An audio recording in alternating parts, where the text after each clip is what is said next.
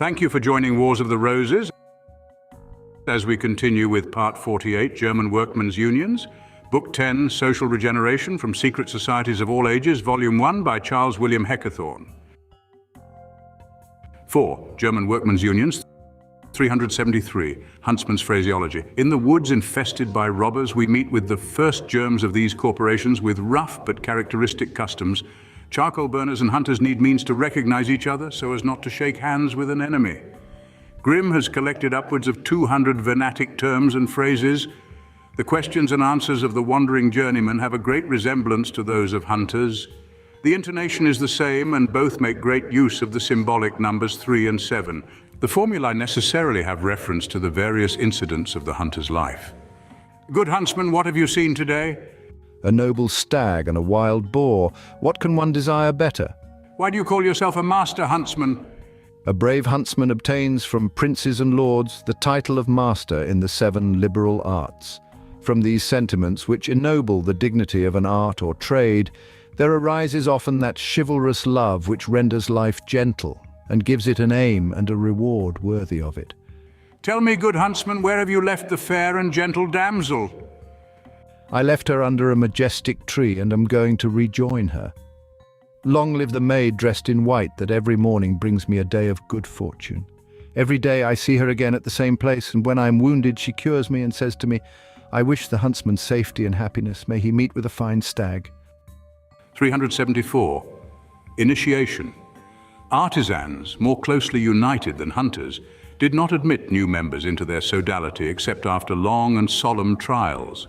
Their catechisms breathe throughout a spirit of brotherly affection and attention to moral and civil duties.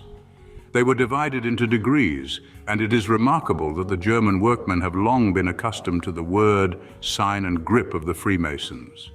The operative Masons were divided into Wortmaurer, word Masons, and Schriftmaurer, writing or diploma Masons. The former had no other proof to give of their having been regularly brought up to the trade of builders, but the word and signs. The latter had written indentures to show. There were laws enjoining master masons to give employment to journeymen who had the proper word and signs. Some cities in this respect possessed more extensive privileges than others. The word given at Wetzlar entitled the possessor to work over the whole empire. With the German journeyman also, the 3 years' travel in search of improvement is an universal condition, and the usual time for setting out is the spring. The Handwerksbursche is even now a German institution, though he is now not so frequently met with on the high road, because railways enable him to travel more cheaply than he could on foot. 375. Initiation of a cooper. Every trade, again, has its particular mode of initiation, but as there necessarily is a great similarity of ritual and ceremonies, their details would become a tedious repetition. I therefore confine myself to one craft, that of the cooper. Permission is first asked to introduce to the assembly of companions or fellow crafts the youth who is to be made one of them and who is called the apron of goatskin. The companion who introduces him says, someone, I know not who, follows me with a goatskin, a murderer of staves, a wood spoiler, a traitor. He is on the threshold and says he is not guilty. He enters and promises, after having been rough-hewn by us, to become a good journeyman. Leave having been given, the apprentice seats himself on a stool placed on a table, and the companions try to upset him. But his guide keeps him up, whereupon he is repeatedly baptized and consecrated with beer. The patron then says, what do you call yourself now? Choose a name, genteel, short, and that pleases the girls. He that has a short name pleases everyone, and everyone drinks a cup of wine or beer to his health. And now to pay the expenses of the baptism, give what everyone else has given, and the masters and journeymen shall be content with you. The candidate also receives numerous instructions how to conduct himself on his wanderings. He is not to be deterred by the difficulties that encounter him at the outset. After having passed through a forest full of dangers, he is supposed to arrive in a pleasant meadow and to behold a pear tree full of tempting fruit. Is he to lie down under it and wait till the pears fall into his half-open mouth? Is he to mount the tree? No. The farmer or his men would see him and give him a beating. He is to shake the tree, and some of the fruit will fall down, with which he is to regale himself. leaving some on the ground for some companion who may come after him, and perhaps not be strong enough to shake the tree. Pursuing his way, he comes to a torrent over which the trunk of a large tree serves for a bridge. Then he encounters a young girl leading a goat. What shall he do? Push the girl and the goat into the water and pass on? No, let him take the goat on his shoulder, the girl in his arms, and cross the bridge. He may afterwards marry the girl because he needs a wife, and kill the goat for the nuptial feast, and the skin will make him a new apron. Arriving in a town, he is to go to the inn kept by a master. If his daughter shows him the way to his bedroom, he is to keep a guard over himself, and on the next day he is to go about looking out for work. Perhaps he will be offered it by 3 masters. The first is rich in wooden hoops, the second has 3 handsome daughters, and regales his workmen with plenty of wine and beer. The third is poor, with which one is he to accept work? With the first he would become a first-rate cooper. With the second he would be happy, having drink in plenty and dancing with the charming girls. But with the third, he is ready to work for the poor as for the rich master. This discourse, of which there is much more, being ended, the novice attempts to run into the street and cry fire. The companions restrain him and copiously baptize him with cold water, and then, of course, follows a dinner. 376 curious works on the subject. There exist in Germany numerous works on the rights and customs of various traders. The following are some of them: The Miller's Crown of Honor, or a complete description of the true nature of the circles of the Company of Millers, by a miller's apprentice, George Boorman. We here get into Masonic symbolism. One woodcut represents a circle with mystic sentences, and the explanation says that everything was created from or by the circle. Then there follows the history of bakers according to the scriptures. Then a poetically described journey with particulars of the most celebrated mills of Lusatia, Silesia, Moravia, Hungary, Bohemia, etc. The names of the 3 most famous millers that, according to the author, ever existed are placed in the form of a triangle. And the book concludes with an invocation to the architect of the universe. A work of a similar nature is entitled Customs of the Worshipful Trade of Bakers, How Everyone is to Conduct Himself at the Inn and at Work, printed for the use of those about to travel.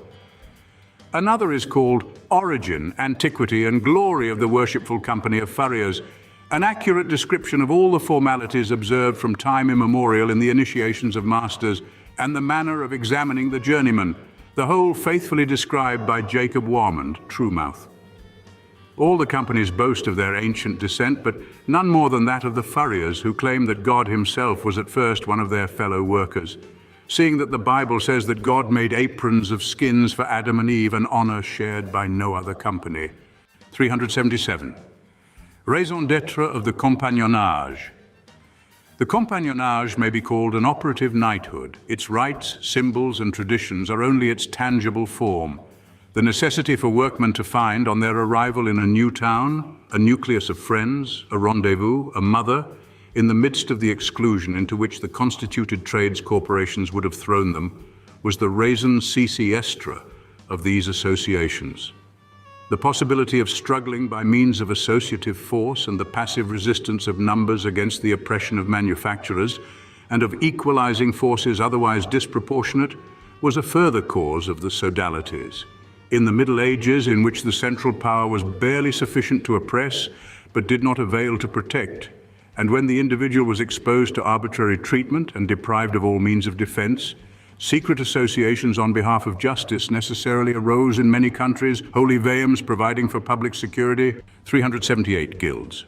The guilds had the same origin, but can scarcely be reckoned among secret societies, though their influence was often secretly exercised, and kings frequently turned them to account in their opposition to the aristocracy, as for instance Louis the Fat, who was himself the founder of an association called the Popular Community, intended to put a stop to the brigandage of the feudal lords, whose castles were in many instances but dens of thieves. In England, the first guilds, of which clear records have been preserved, were established in the 11th century.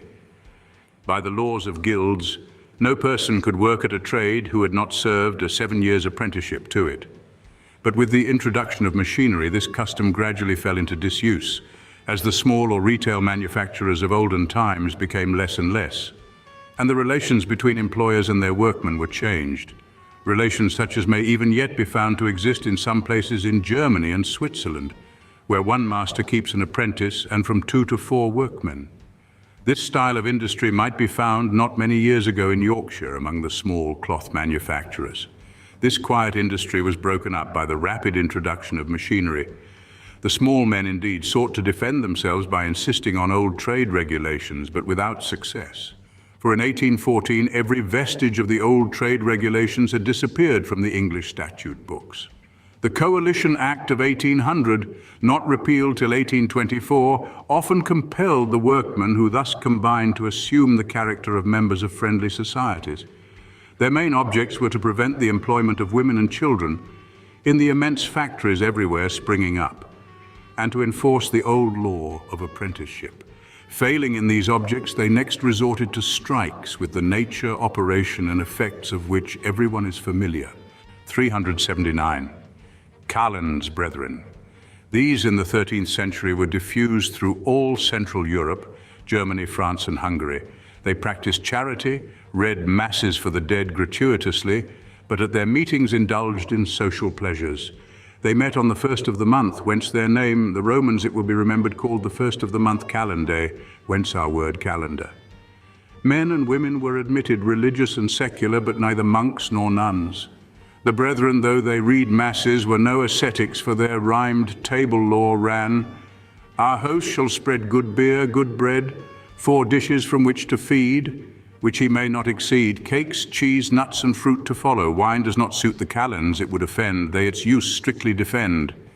But it is doubtful whether this abstinence from wine was always observed, for eventually the calends were nicknamed wet brethren, and to calend meant to indulge freely in drink. After the Reformation, the society gradually dwindled away. Of their customs and signs of recognition, etc., no record has come down to us. The civic prison at Berlin used to be called the Kalends Hall because the building had originally been the place where the Kalends brethren held their festive meetings. 380. Knights of Labor, a formidable association in the United States. It was founded in 1869 by Uriah Stevens, a tailor of Philadelphia. It was a secret society designed at first merely to supplement an existing garment cutters union. For a year or more, none but garment cutters were admitted, but after a time, other members, known as sojourners, were invited to join the order. In 1873, a committee on the good of the order was appointed to control its growing business. A ritual was devised, and every member took an oath of strictest secrecy with regard to its name, constitution, and aims. Officers were appointed under the titles of Master Workman, Worthy Foreman, Venerable Sage, Recording Secretary, Financial Secretary, Treasurer, Worthy Inspector, Almoner, Unknown Knight, Inside Esquire, Outside Esquire, etc. Each industry had its own local assembly and its own officers. The local assemblies and the district assemblies again sent delegates to the General Assembly, which meets once a year and whose authority is final. The strict secrecy observed at first was gradually relaxed under the influence of the Catholic Church, especially after the founder had resigned the office of Grand Master Workman in 1879. In 1881, the secret character of the order was finally renounced. Its chief aims now are those of trade unions and benefit societies. Thank you for watching, and please don't forget to share, like, subscribe, and comment. And if you can, please consider donating to Wars of the Roses. Links to PayPal and Patreon are in the description. Thank you so very much.